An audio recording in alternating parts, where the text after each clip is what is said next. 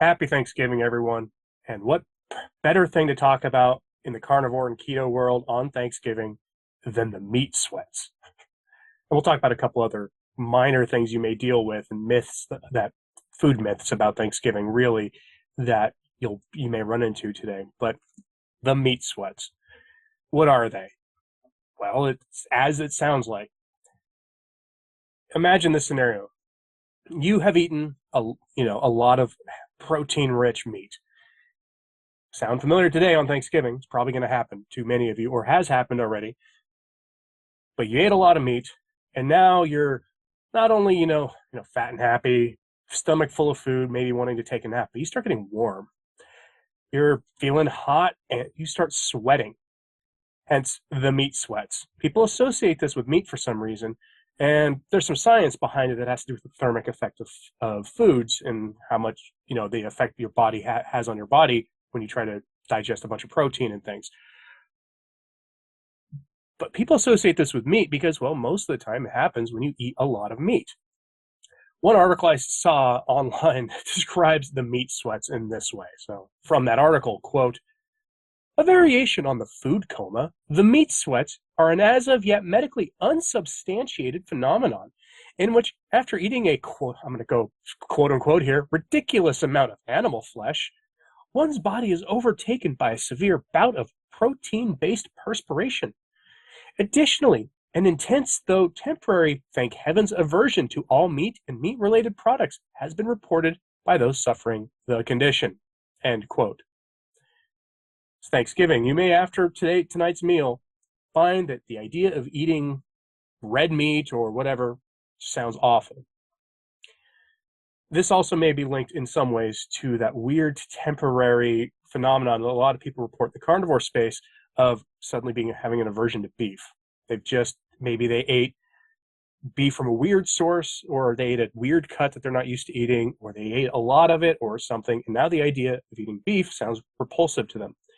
And I know Thanksgiving is typically about the turkey, but in the carnivore world, most of us are going to pair the turkey, if we have it at all, with a ruminant of some kind. I'll bet you a lot of you who are in the carnivore world, especially if you and your families are on the carnivore diet with you, probably going to do a standing beef rib roast instead, which is essentially just the ribeye roast with the bones still attached.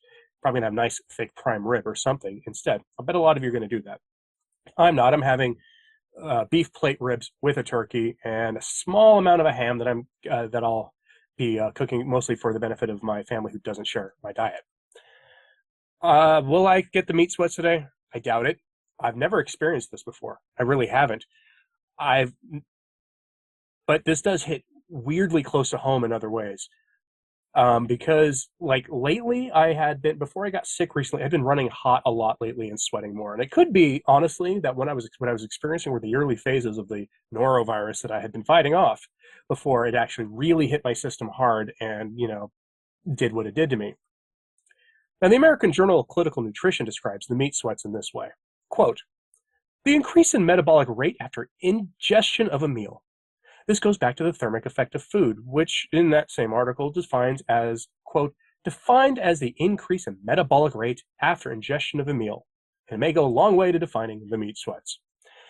So really what the meat sweats are is your metabolism has been ramped up, you've had an unusually high amount of protein, and your body is now adjusting to take care of it. Protein absorption by the body, the metabolizing of protein tends to raise the body temperature. That's the meat sweats in general. Could also be a couple other things that people theorize cause the meat sweats. Food allergies or food intolerances. Now, most people aren't allergic to ruminant meats because that's an ancestrally appropriate food for human beings to eat, unless you've had a life-changing encounter with a Lone Star tick, by the way. If you want a video on the Lone Star ticks, just so I can do one. I should have had that on Halloween, though, because that thing is the stuff of nightmares in our world. But let me know if you want a video on the Lone Star tick, because that is something to be wary of. But some people do have intolerances, often because of histamines or other issues. And I've done videos on histamines before and how to avoid them. The short version is find a meat seller who will sell you beef that is not aged at all. It's standard practice for beef to be aged at least a few days. Like at that full cow that I bought, that I did a video on a couple of weeks ago, that meat was aged for, I believe, 14 days before sent to me. That would cause many of you watching this video histamine problems. And it might be why you're having problems here with the meat sweats. Every cut of meat of any kind is aged except fish. So your turkey was aged a little bit today. Let's talk another myth, though. The idea that, people go, why do I feel so sleepy on Thanksgiving after eating turkey? They blame the tryptophan in turkey. There's not that much tryptophan in turkey.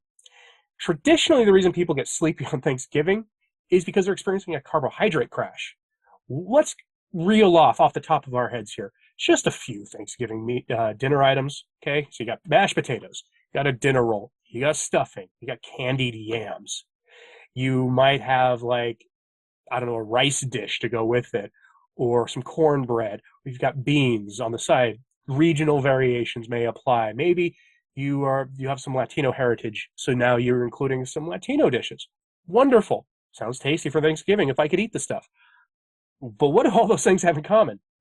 Carbs, carbs, carbs, carbs. And we're all familiar with carbohydrate crashing, which is why I'm going to say this now. Some of you are watching this probably Thanksgiving morning. You regular viewers, you do carnivore, most people in the carnivore space, it seems anecdotally, do a relaxed version of carnivore, meaning they drink coffee, they have occasional condiments on their meat, they put spices on things, but otherwise they eat nothing but meat and eggs and maybe some dairy. But many are planning to take today off. They're going to have the stuffing, they're going to have the pie, they're going to have the mashed potatoes, and there is nothing that I or anyone else can do to talk them out of it. If that sounds like you, let me know in the comments. I will not judge you for it. Be ready that you're going to have a couple things happen. Probably have a carb crash later. You're probably going to have a burst of energy because your body's going to be like, this is as many carbs in one day as I get all year. And then you're going to have a carb crash, a pretty severe one. You're going to be very tired. You might want a nap. Thanksgiving, a nap probably sounds wonderful after all that cooking and, stuff with the family and maybe the ball game you're going to watch. But the other thing you're going to need is probably some sort of antacid. Whatever kind you want to take, most of them have sugars in them. But if you just ate mashed potatoes and all that stuff today, despite the fact that stuff is not normally part of the plan, and you don't care that it's not part of the plan, that you're just going to enjoy the day, you're probably not going to care that Pepto-Bismol's got sugar of some kind in it or any of the others. You want to have something on hand for that.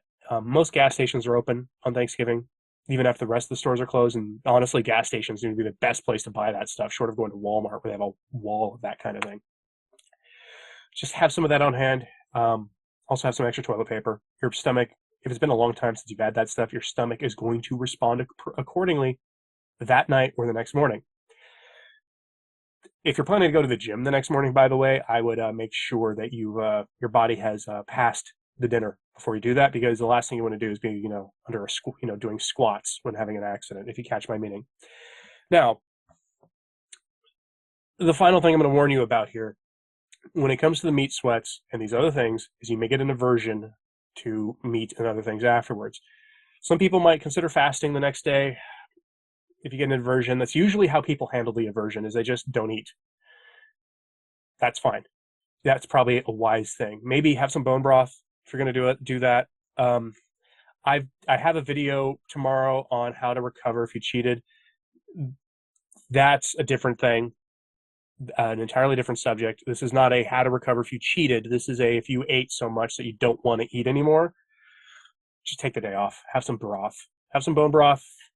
And if you get hungry and some meat sounds good, then have something.